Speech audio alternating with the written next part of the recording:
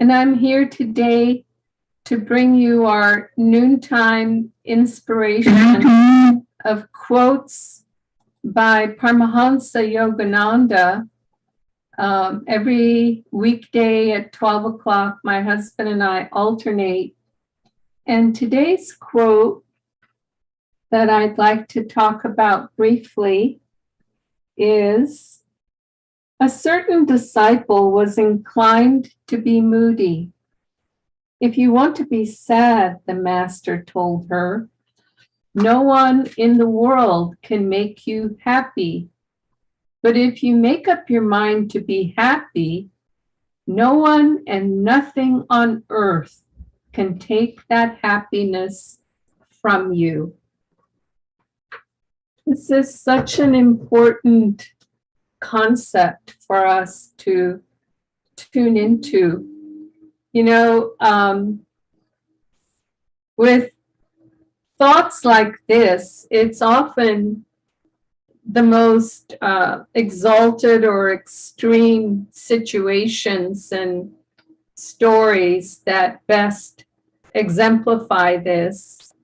And I'm reminded of, I know, inspirational lives that I've studied, Martin Luther King, Gandhi,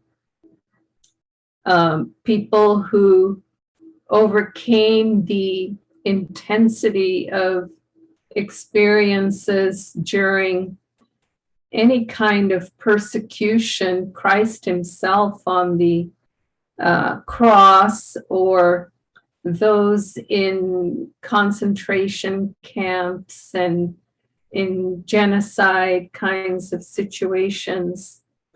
And in every case, they were motivated not only by acting on behalf of light, on behalf of goodness, but they were in all cases tested as to their inner strength and conviction to err on the side of happiness.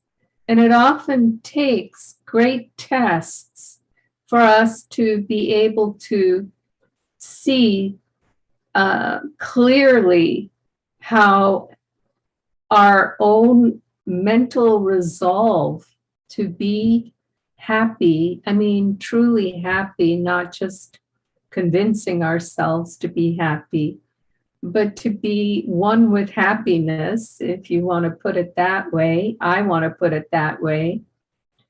That resolve is unshakable. And it's the tests in smaller situations that bring us eventually to the greater situations, but it's always tested because that's the nature of our ability to transcend our egos. It is through the testing that we overcome various traits and tendencies in our egos. Moodiness, as Yogananda used to define it, is thwarted desire. You know, we want things to be a certain way, and when we don't get that way, sort of a gray cloud starts to descend over us. And happiness is based, it's rooted in the ability to relate to the circumstances in our lives, or to the circumstances around us, and also within ourselves. The ability to relate to them as they are. Self-honesty for our own inner life and for the circumstances around us, viewing them as they are, accepting those circumstances, and then rising above them if that's what it takes if that's what's needed in that circumstance, in order to be able to have our own inner strength and happiness rise above, be greater than whatever the test might be.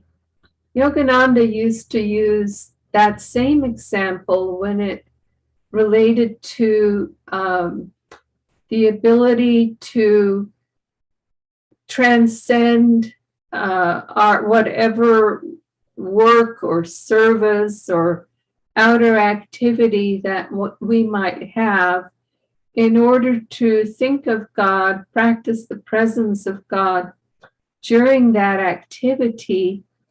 Our communion with God in that moment needs to be greater energetically than the energy required to perform that action. And so it's not just having a wistful thought about God, it's actually being so rooted in our inner communion, which in most cases is first derived from our meditation practices. Silence is the voice of God, and it is in meditation when we still the mind, not just our mouths, when we still the mind and still our hearts, that in those moments when that actually takes place, that's when we're communing inwardly with God.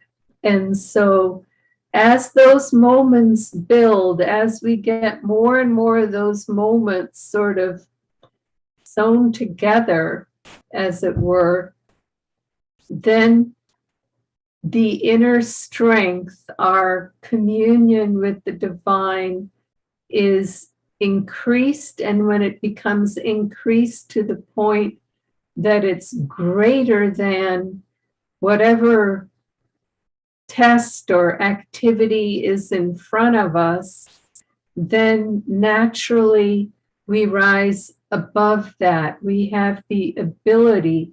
So even in the darkest and most difficult situations in this world, and we all know that there are many. This morning I was scanning the news on my phone, and the news tends to report the difficult situations. It rarely reports the good situations. Ironically, that's human nature. And we know that there is a lot of trials and tribulations in the world today. We can rise above even the grimmest of those tests when we are determined to be happy, to choose happiness. In other words, to choose the light in every circumstance. Light has a way of, in the Festival of Light that Swami Kriyananda wrote, he talks about the wind catching the wings of the bird and supporting it in its efforts to fly.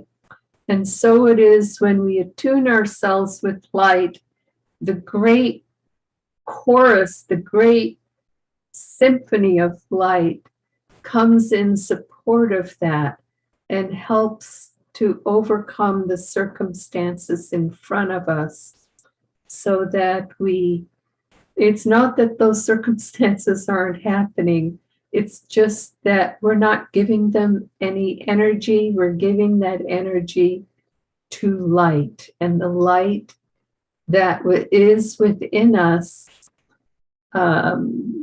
expresses itself through happiness.